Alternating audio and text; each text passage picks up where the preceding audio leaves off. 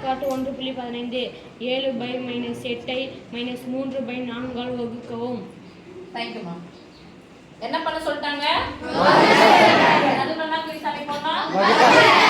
வகுத்தல் போடும்போது வகுத்தல் என்பது பெருக்கல். முதல்ல நம்ம எப்படி போடலாமா? பகுதியில வந்தாலும் தொகுதியில வந்தாலும் மைனஸ் எங்க போடணும்? சொல்லுங்க. வகுத்தலுக்கு பதிலா பெருக்கல். ஏன்னா வகுத்தல் என்பது பெருக்கல். கீழே தூக்கி போடுறா. மைனஸ் எங்க போட்டுக்கலாம்? கட்டப்பட மைனஸ் பெருக்குனா ஓகேவா? நாம் மிஸ் அதுக்குள்ள அது போட்டுக்கலாம். நடுவுல என்ன குறி இருக்கு? நடுவுல பெருக்கல் இருந்துச்சுன்னா குறுக்க பாருங்க கேன்சல் பண்ண முடியுமா?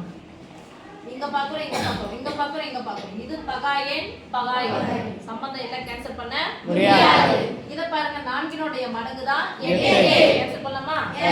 சொல்லுங்க அப்போ.